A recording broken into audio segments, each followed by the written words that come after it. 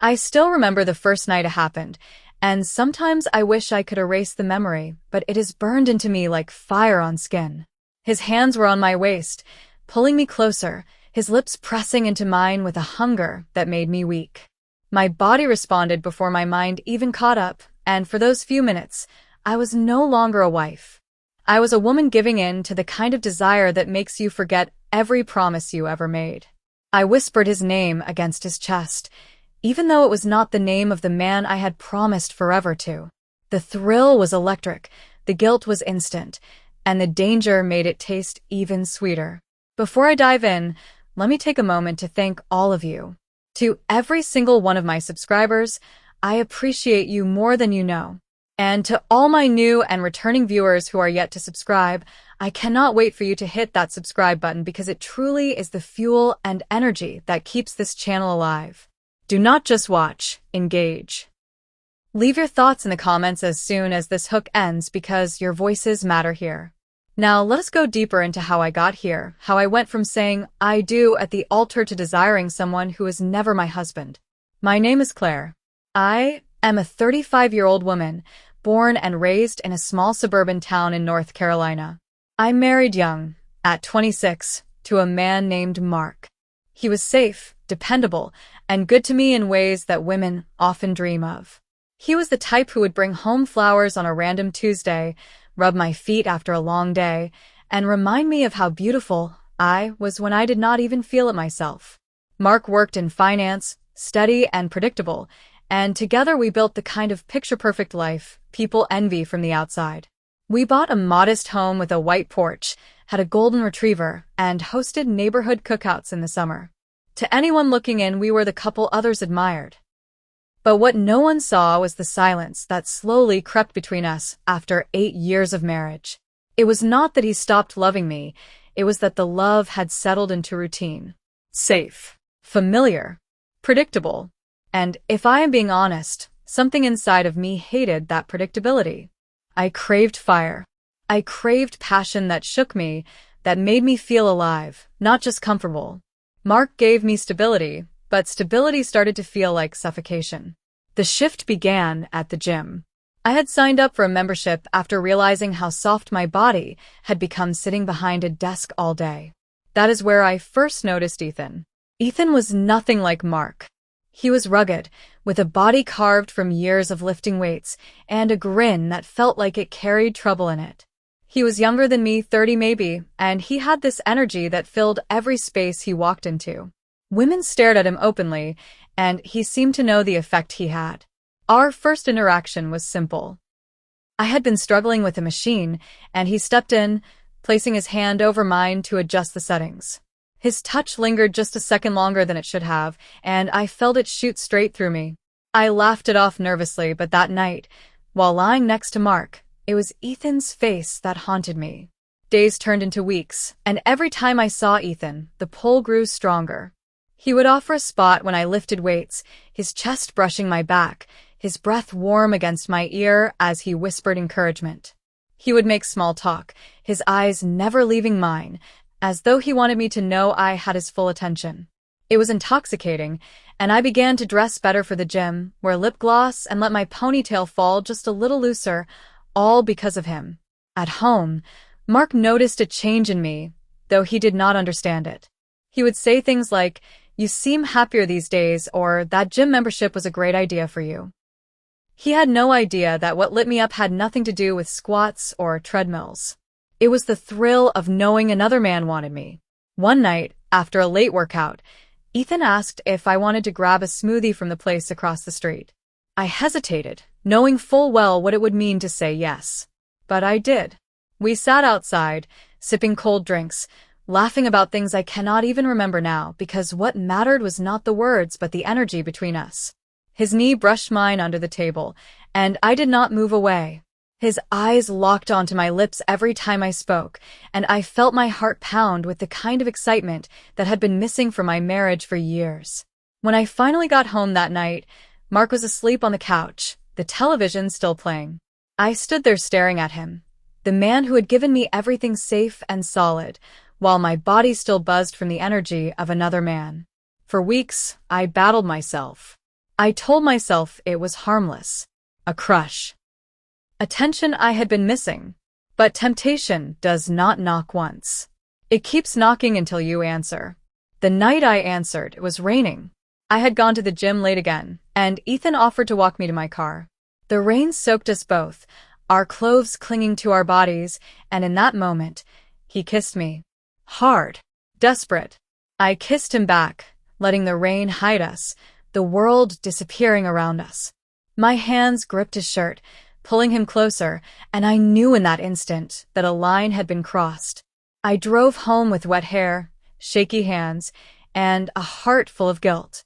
But even as I slid into bed next to Mark, I could still taste Ethan on my lips. That was the beginning. The first crack in the vows I once believed were unbreakable. And what scared me the most was not the guilt, it was how alive it made me feel. The kiss in the rain should have been enough to scare me back into reality, but instead, it was the spark that lit a wildfire I could no longer control. I'd spent the drive home whispering to myself, "It is just a mistake. It cannot happen again." But the truth is, I did not want it to stop. I wanted more. I began making excuses to stay late at the gym.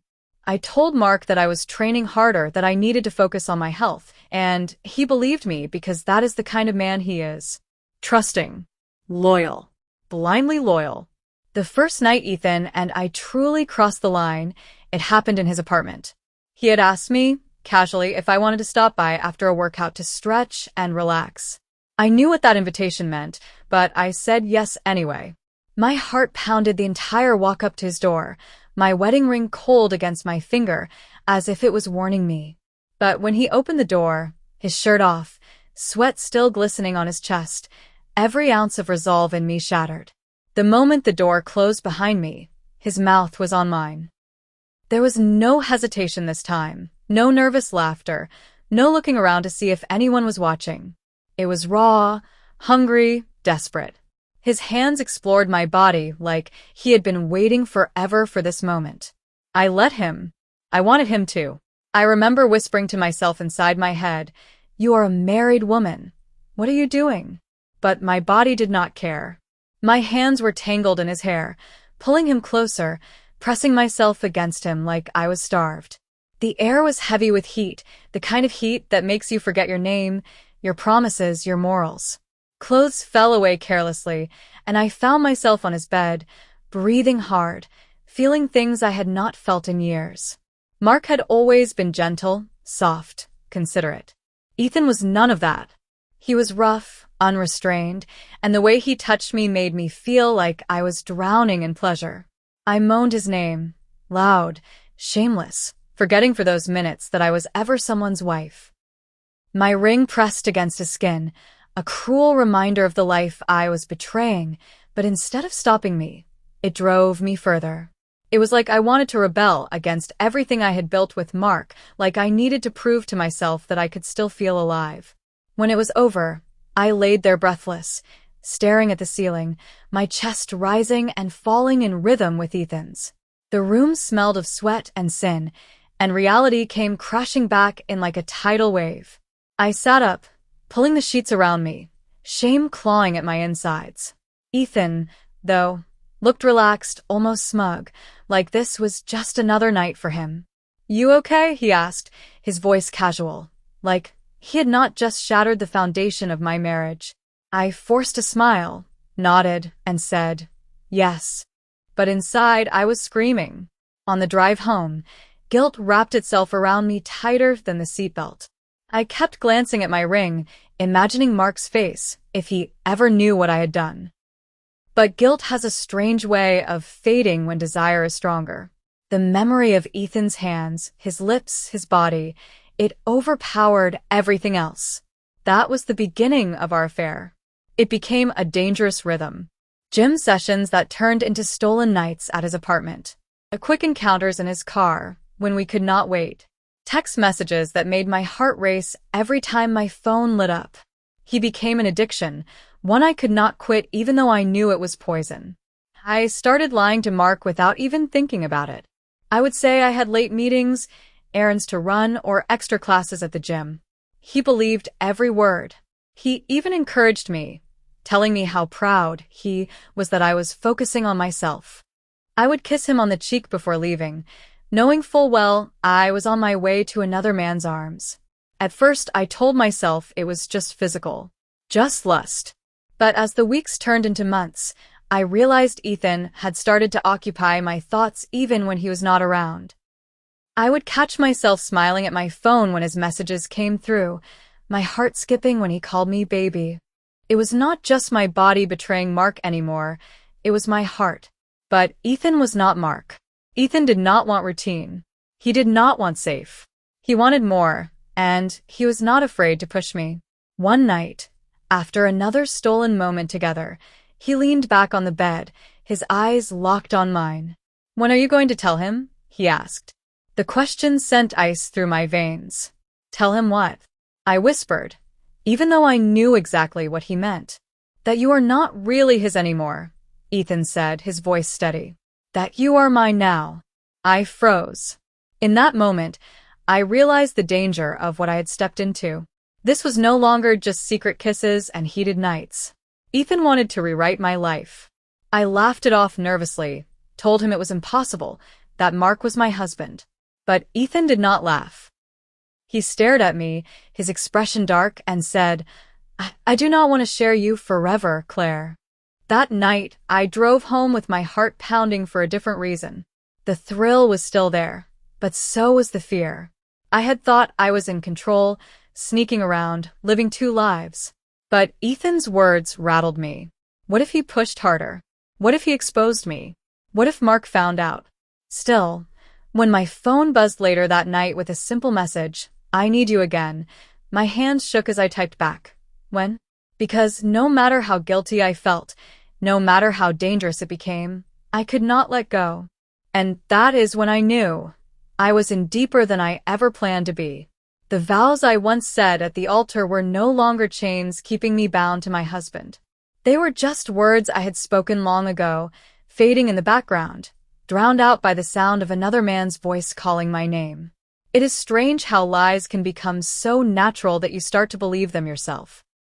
For months, I had perfected the art of slipping between two worlds, Mark's world of comfort and Ethan's world of chaos. I thought I was balancing it well, thought I could keep them separate forever. But secrets have a way of bleeding through, staining everything they touch. The first sign came from Mark. One evening, while I was fixing dinner, he stood at the kitchen counter, his eyes scanning me in a way that made my stomach twist. "You have been different lately," he said softly, almost as if he was afraid of his own words. "You smile at your phone more than you smile at me." I laughed it off, my hands trembling as I stirred the pot. I told him it was just the girls from work, just silly group chats. He nodded, but I could see doubt flicker in his eyes. From that night on, I noticed the change. He was watching me closer, studying my habits. My late nights at the gym, the way I showered as soon as I came home, the way I avoided his touch sometimes. He did not confront me, not yet. But I knew the suspicion was there, growing. Meanwhile, Ethan was becoming more demanding. He hated the secrecy now, hated waiting for scraps of my time. One night, as we lay tangled in his sheets, he turned to me and said, "I cannot keep doing this if you're going to keep running back to him." I swallowed hard, staring at the ceiling. "Ethan, you knew from the beginning what this was." He sat up, his jaw tight. "Do you love him?" The question made me pause. Love. What a complicated word. Did I love Mark? In some ways, yes. He was safe, he was loyal, he was the man I had promised my life to. But love had become duty, routine, something I carried more than something I felt. With Ethan, it was different. It was fire, danger, intensity. But was it love or just obsession? I did not know anymore. Instead of answering, I whispered, "I love what you make me feel." That was not enough for him. The turning point came one Saturday afternoon. Mark had gone out to run errands, and I told him I would stay home to clean. Ethan could not wait. He begged me to see him, so I told him to come over. It was reckless, dangerous, and it was the worst mistake I had ever made. We were in the living room, clothes tossed carelessly aside, when I heard the sound of the front door unlocking. My blood turned to ice. Mark was home. Early. Panic shot through me. I scrambled, whispering to Ethan to hide, but it was too late. Mark stepped into the living room, grocery bags in hand, and froze. The look on his face will haunt me forever. He dropped the bags. They hit the floor, apples rolling across the hardwood, a carton of milk spilling onto the rug. His eyes were wide, his mouth slightly open, his entire body stiff as if his heart had just stopped beating. I tried to speak. Mark. But the words caught in my throat. What excuse could I give? What lie could cover the sight of me half-naked with another man in our home? Ethan stood there too, unashamed, his arms crossed as though he had nothing to hide. Mark's voice finally broke through the silence, raw and shaking. How long? Tears spilled down my face. I wanted to say it was a mistake, that it was only once, but the truth hung heavy in the air. He already knew. For months, I whispered. I watched something in him shatter, right in front of me. His hands trembled as he reached for the wall to steady himself. His lips parted like he wanted to scream, but no sound came out. Just pain. Pure, devastating pain. That night was the end of everything. Mark did not yell. He did not throw things or curse. He simply packed a bag. I begged. I cried. I reached for him, but he pulled away as if my touch burned. You ruined us, Claire, he said quietly. You ruined the only thing I thought I could trust. And then he was gone. The days after were a blur. Silence filled the house, heavier than any storm. Ethan called, texted, even showed up at my door, but the fire that once consumed me now felt like ash. The passion that had blinded me was gone, replaced by emptiness. I did not want him anymore. I did not want anyone. I sat alone in that house, staring at the empty side of the bed, the closet with Mark's clothes missing, the dent on the couch where he used to sit. The life I had built crumbled, and I was the one who set the match to it. Regret is not a sudden thing. It is a slow suffocation. Every photo frame on the wall felt like a blade. Every memory of Mark's laughter felt like a wound reopening. I wanted to turn back time, to undo what I had done, but there was no undoing. People think affairs are glamorous, thrilling, passionate. And in the beginning they are. But what no one tells you is the cost. The destruction. The way it follows you long after the passion fades. I said, I do, at the altar, but then I desired someone who is not my husband. And in chasing that desire, I destroyed everything that was good in my life. There was no forgiveness waiting for me. No second chance. Just regret. And regret, I have learned, is the heaviest bedfellow of all.